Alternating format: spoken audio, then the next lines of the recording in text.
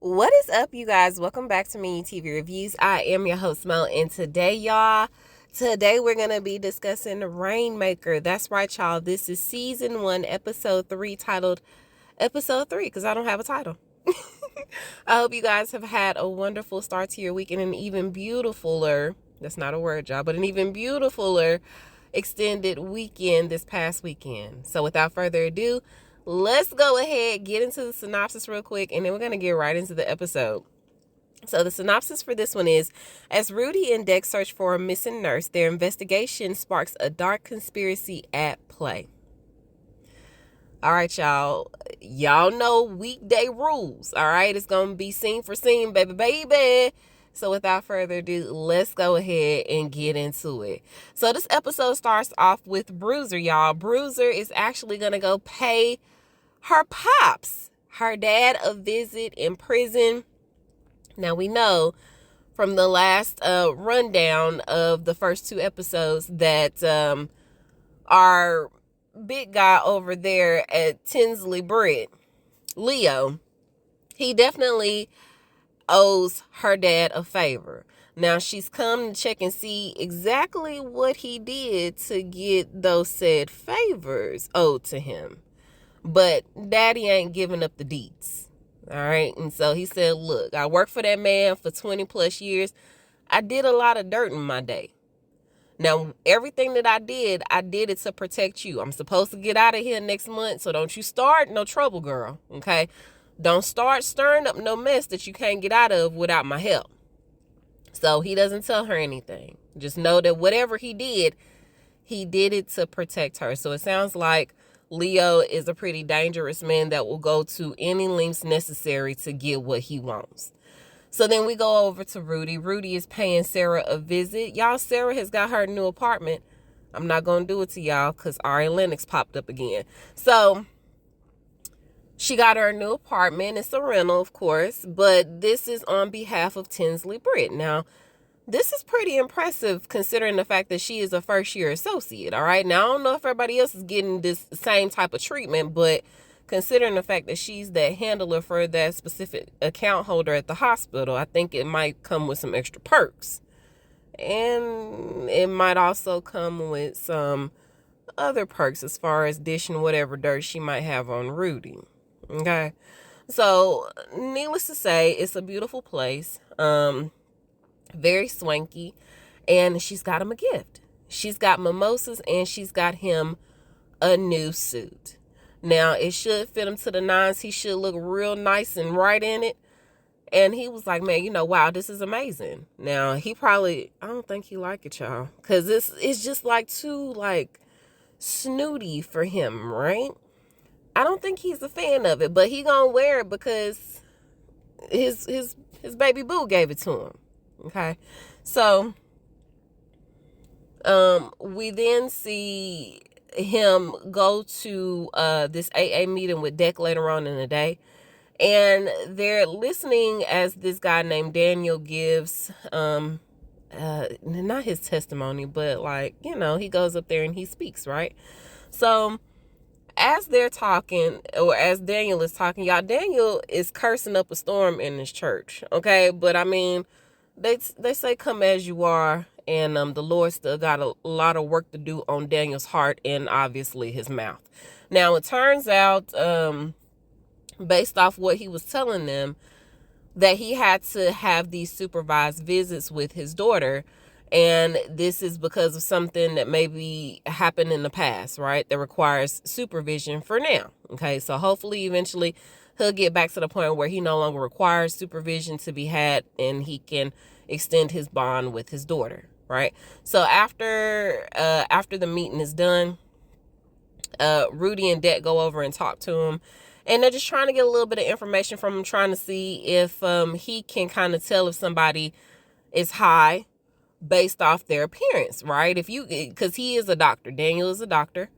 Now, he didn't disclose that to nobody, but Rudy was like, all right, so say, for instance, I'm 3 sheets to the wind right now. Would you be able to tell? I mean, you are a doctor now. He was like, that's so funny because I never told anybody that I'm a doctor. So he knows that something is up, right? So he ends up confronting them, and he pushes Rudy a little bit Deck has to come and break it up, which is crazy because he's the shortest one in there. But so Daniel ends up letting it slip that he believes that they're a part of that Tinsley and Britt crew of lawyers who had came to talk to him, right? They came to talk to him while he was at the hospital, and he called her an icy biatch, okay, icy little witchy poo, who came to talk to him not too long ago about Jackie, okay? Now, he don't know where Jackie is because Jackie ended up getting fired from the hospital. But he does know that she had an ex-boyfriend because that's all she used to talk about while she was still employed at the hospital. His name is Charlie Stern. So they then go pay him a visit. And he also confirms that he had the same icy witchy poo come and visit him before they got there. I want to say maybe like a couple hours or a day or two ago.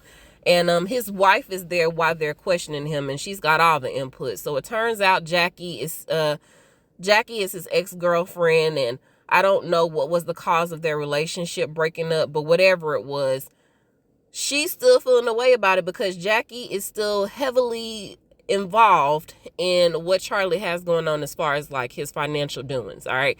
He helps her as much as he can. She's always calling him to vent, do all the things, be her fixer, right? And so the wife is tired of it because they're married at this point. And so he was like, yeah, she was a little broken up about me and Amber getting married, but you know, life is life and I've moved on. And so they ended up, because they can clearly see that there's some discourse between that wife and Jackie. She definitely feeling a way about her.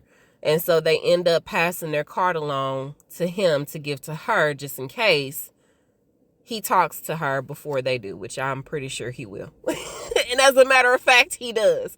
So, like I said, she ended up getting fired.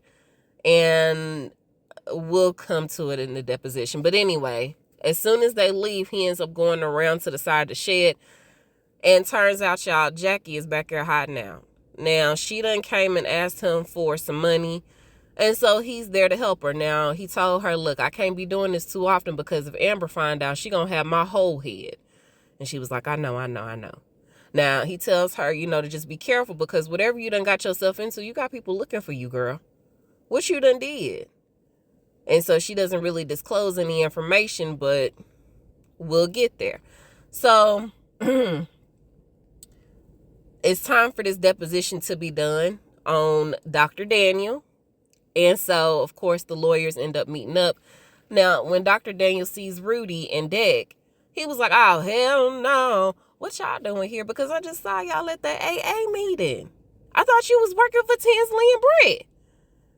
And so, of course, Leo was disturbed to hear about this because y'all been trying to get information like us. Y'all been playing dirty like us. Yeah, they playing dirty just like you, okay? We're going to have to stoop to your level if we're going to get where we need to go.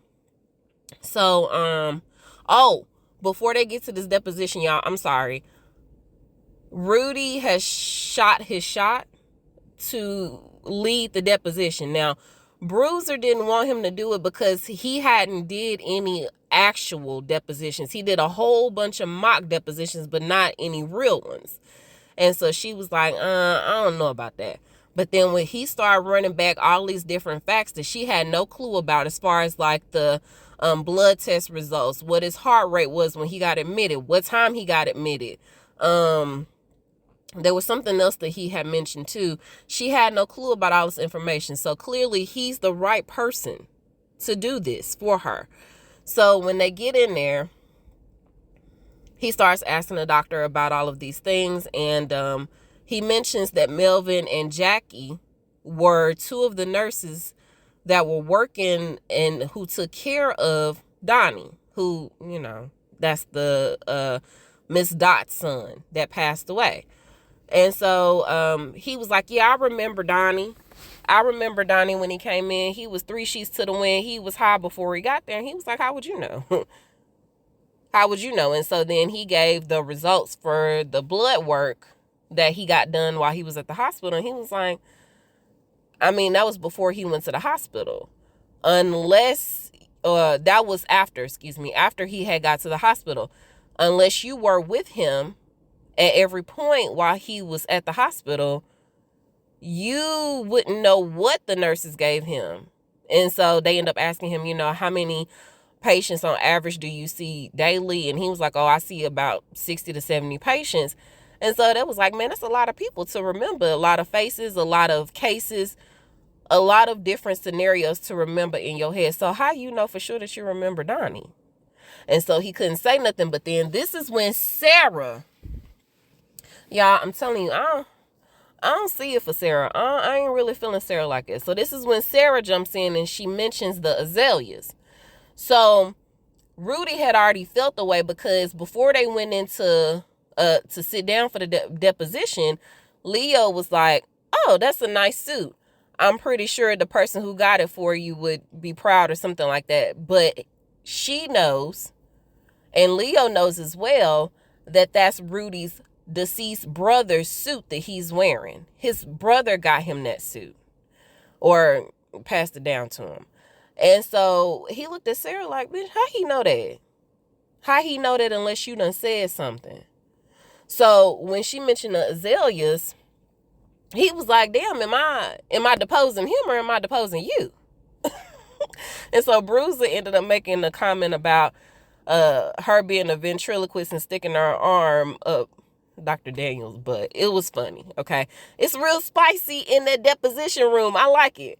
So, long story short, he was like, oh, yeah, I remember the azaleas. He ended up getting admitted at 6 o'clock, So that was fine for now. But then Rudy done went sideways too because he ended up asking him, one more question. Before I get to that, he ended up mentioning how Melvin, who is our guy who done killed, I think he killed his mama, y'all. Melvin and Jackie were the two nurses that were taking care of Donnie that are no longer there. And he was like, is that a coincidence? And he was like, well, the turnover rate is really high for critical care nurses because they get burnt out real fast. And he was like, one more question. Before you go, do you have to have supervision when you take care of your patients? And he was like, no, why would you ask me that? And he was like, oh, because you need supervision when you go see your kid. And so, y'all, Dr. Daniel was finna swing on him. Definitely throwing a return jab at Leo. Y'all, he getting up under Leo's skin so bad. So then, Bruiser congratulates him for doing a really swell job and, being able to maintain his composure and hold himself up, okay? Hold his feet to the fire. So we good. So then later on, Sarah goes back to the office, right? And Rudy mama, Miss Mary, pop up and she wants to see Rudy. And so Sarah tries to play it off like, oh, he's in court, he'll be there all day. Now, I don't know why Mama Mary thought that he was still working at Tinsley Britt when he was late coming in that first day after he had got the fighting with the stepdaddy. But anyway, or the boyfriend. Anywho, so she done come up there to see her baby boy, and she don't know it. And then Sarah did try to cover. But then here come Brad, jealous behind. Ooh, he's so jealous. He come up there, and he was like, oh, hey, nice to meet you. He's introducing himself, and so then she tells him who she is.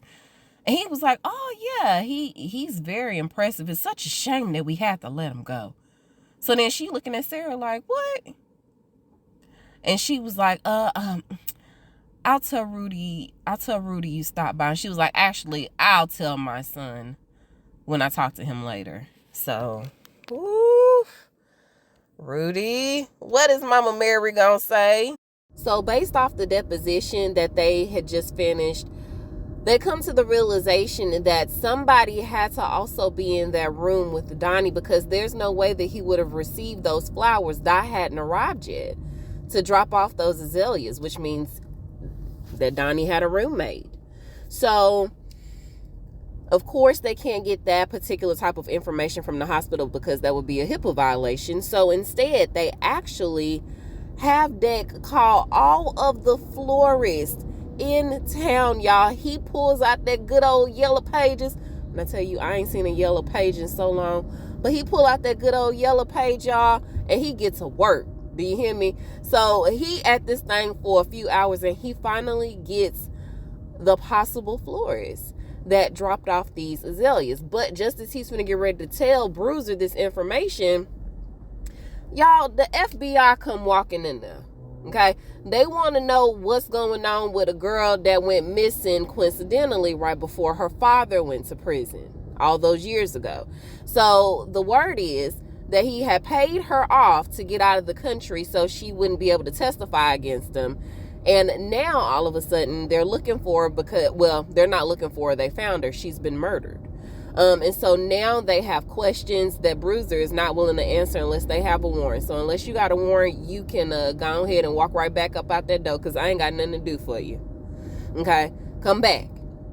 And so she ends up going to go talk to Prince. Now, Prince is one of her father's really good friends that apparently used to do some dirt with him back in the day. And so he was like, yeah, man, we used to get into a whole bunch of other stuff. And so when she brought up the name Rosalie, I think that's the lady name, Rosalie, who just popped up dead, he was like, look, I'm going to tell you, and I'm going to only tell you one time, Bruiser. I ain't got nothing to do with that. I don't know what happened to that lady. I don't know what's going on. And so she ended up walking out the door, right? Now, we go over to Sarah. So Sarah ended up going into Leo's office because he had called her in there. Well, when she sits down, of course, he's pissed about today's results, what happened at the deposition. And so he goes ahead and gives her this hypothetical situation to where, you know, she's going to get this Lawyer of the Year accolade type of situation. And he wants to know if she were to ever receive said accolade, would Rudy be right there with you? Who would all be at the table with you celebrating you? Because if you tell me Rudy, then we might have a problem. So she just ends up walking out. Now, she does end up finding Rudy at the library. He's studying because they have their LSAT exam tomorrow. And so when she comes in, she was like, hey, your mama stopped by. And he was like, oh, shoot, I forgot to tell her, you know, that I wasn't working there no more. Yeah, I mean, you forgot that one little tidbit, Rudy. You forgot that one little tidbit piece of information. So he was like, all right, you know, I'll tell her when I tell her. And so, of course, you know, he tries to change the subject and ask her, does she want to talk a deposition? And she was like, oh, hell no. I don't want to do that. I really don't want to do that. I just want to go home so I can get some rest and get focused on this LSAT exam tomorrow. So the next day, they're kind of sitting diagonal from each other while they're prepping for this. Oh, and she told him before she left out that she hated his suit. I was like, damn, don't you know that his brother gave him that suit? So what you upset for? So anywho, it's the next day. They're doing their exam, and they're kind of sitting diagonal across from each other, as mentioned. And so, you know, they're getting their instructions and all of that. Y'all, does the LSAT take about 6 hours? That's a whole business day. That's almost a whole business day. And then they got an hour break in between. So before he gets started, he's replaying this whole flashback in his mind of his brother. And it seems like he reverts back to his brother to give him inspiration. You know, when times are really difficult, he thinks about his brother. And so this one particular instance, he's playing on the piano, and his brother ends up giving him his lucky coin that their dad had gave him when they were in South Carolina in Myrtle Beach. And so he's now passing this on to Rudy, and he's telling Rudy, hey man, it's yours now. And so with that, he's able to complete this very difficult overture that he was playing on the piano. Okay. So he's got that lucky coin with him today. So that means he's going to do very good. We also get a tragic flashback of what happened with the car crash and his brother dying in his arms. And it was just sad, y'all. So anywho, in between, while they're taking their break, of course, him and Sarah meet up, and they smash through their feelings. Okay, we all good. We all goody to the goody good now. Don't let that anger and their frustration out. So later on, once they get finished, she's meeting up with one of her homegirls, one of the other associates that works at work with her, and they're finna get ready to go make plans to go hang out and celebrate. And she asked Rudy, did he want to come along? And so he was like, yeah, at first, but then he was like, you know what, on second thought, I'm actually just gonna go home. I'm gonna stretch out, I'm gonna give me something to eat, and then I'm gonna go to bed. Okay, it's been a long day, I'm really tired. And so she was like, all right, cool, I'll see you tomorrow. So he's on his way home when he actually sees his neighbor. Her name is Kelly. I didn't know her name in the last recap. So he ends up seeing Kelly as she's leaving work. Y'all, she's leaving a massage parlor. The ones that give the happy endings. Yeah. So she's leaving there, and he sees her going to go stand by the bus stop. So instead of her just being out there late at night by herself, it's dark, her co-workers are going home, he was like, hey girl, so why don't I just go ahead and give you a ride? And so she was like, are you sure? And he was like, yeah. So he's asking her questions, like, oh, what type of place is that? I see that they're open till 2 a.m. It's clearly a very uncomfortable situation for her. It's a very uncomfortable topic. She just tells him that it's a spa, but clearly he knows that there's a lot more there to that story. But anywho, once they get close, he puts some music on to kind of, let the awkwardness die down. And so once they're not too far away from their apartment complex, she ends up asking him to go ahead and let her out. And so he was like, no, we literally just like a block away. And she was like, that's okay, you can go ahead and let me out right here. And so then he realizes that she's asking him to do this because of her husband. Oh, you don't want your husband to see me dropping you off, right? Because we know that her husband is abusive towards her. And so he lets her out, and she goes in the house, and she's expecting him to be there, but he's not there. All right, so she hurries up and put her little money up. She got her little stash spot. I'm pretty sure this is money that she's saving up to hopefully get away from his abusive ass. And when Rudy goes to his apartment, he finds that his door is ajar. So he goes in to find her husband, Chris, standing by the window that he saw Rudy staring at his wife out of the other night. And so he basically tells Rudy, hey man, if I catch you staring at my wife one more time, I'm gonna end you.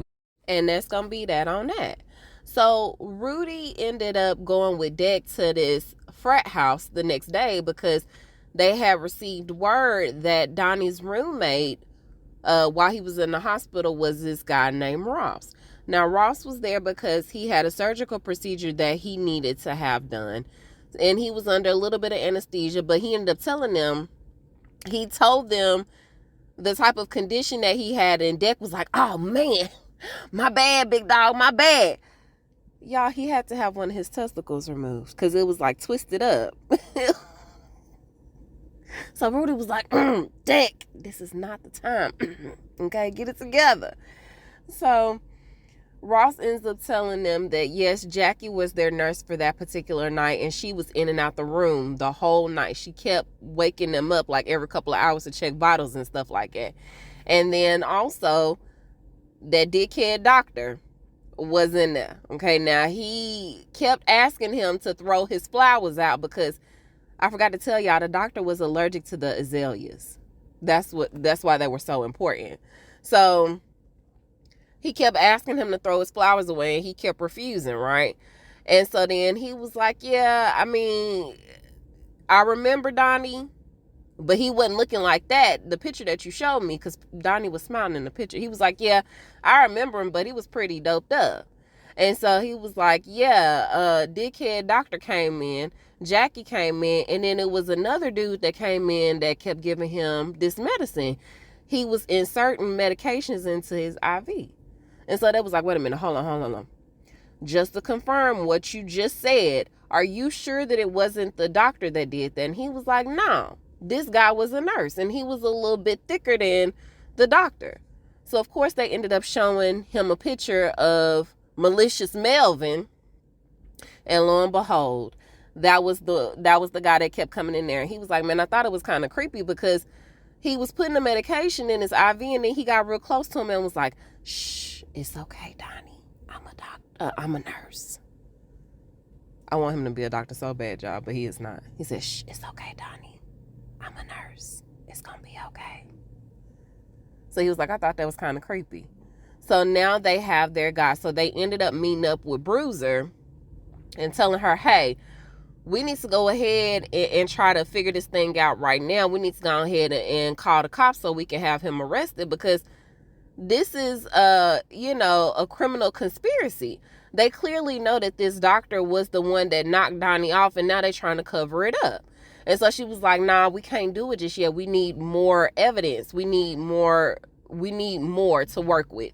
And so they was like, okay, well, what if we get the autopsy for Jackie's neighbor, because that was the little old lady that he had put down when the lady was talking about how she remembered her neighbor was supposed to be this lady named Jackie. So he had to put her down. So they was like, man, that's gonna take too long, but it is what it is. So Bruiser was like, all right, cool, we'll figure something else out. So for now, they gonna have to go with the autopsy and see what they can do with that. Now, in the meantime, Bruiser actually ends up going to go, she ends up going to go meet up with Leo because she wanted to make him an offer. Now, she had told him that the FBI was showing up to her door, and he was like, oh, what I got to do with that? And she was like, you know why they showed up. You had something to do with that, and it pertains to my father, but I'm going to make you an offer. You make the FBI go away, and I'll be more than happy to settle this case with the hospital for Dot for $80 million. Because we know that that your client is covering up a murderous nurse.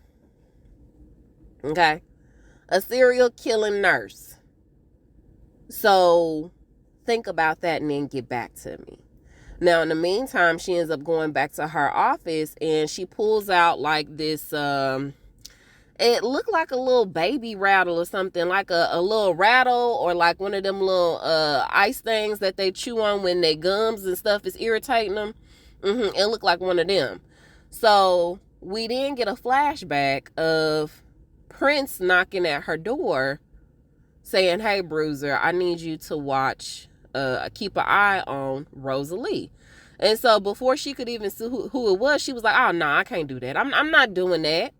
Get out my face. And just then this lady rose up, and I'm going to assume that Rosalie might be the baby. I don't think it's the mom. And so she's got this baby rattle, and I'm like, okay, well, what happened to the little girl? And how long ago was this? Well, this was what, like 20-something years ago? So maybe she is deceased. I'm not sure. So anywho, that's that. The mystery continues with that. Now, while Rudy and Deck are still trying to figure out what their next move is going to be, actually, you know what? Let's wrap Rudy up. So Rudy ends up going to go see his mama, and she's smoking. Okay. Well, that's something new. And she was like, well, we all got secrets. Oh, and by the way, Sarah knows how to lie real good. You might want to keep an eye on that. And so he was like, man, she was covering up for me. And the only reason I didn't tell you that I had lost my job was because I wanted to make sure that I had another one before I stepped to you. And so then he starts to tell her about his brother and how, his brother was encouraging. And she was like, don't you bring your dead brother into this. Every time you get into a gym, you always trying to bring him up like that's going to, resolve the issue or make me feel better about it. No, it's not. So don't even bring him up. And so he was like, all right. Now he ends up telling her that while he's not working there, he is working for a firm that's representing a client that a mom, more importantly, as far as like suing this hospital. And so he was like, yeah, I think you would be really interested in that, mom to mom. So that's going to pique her interest. Now, over to Jackie. Y'all, Jackie is just humming along Okay? Driving 1,000 miles trying to get to some sort of safety when her tire ends up catching a flat. So she pulls over, and wouldn't you know it, old murderous Melvin is the one that pulls over to help her. And so as soon as she realizes who it is, y'all, she tried to run back to a car for safety. But it's a dud. Y'all, she is knocked out. He done got her in a cabin in the woods, and he is doing his little two-step while he fixing him a bowl of cereal. And that's the way the episode ends, y'all. Are they gonna catch murderous Melvin? I sure do hope so. But y'all let me know what y'all thought about it, okay? You can reach me at Me and You TV Reviews on Facebook and on Instagram. You can also reach me at My TV Reviews Podcast without the S on the end at gmail.com. I love y'all.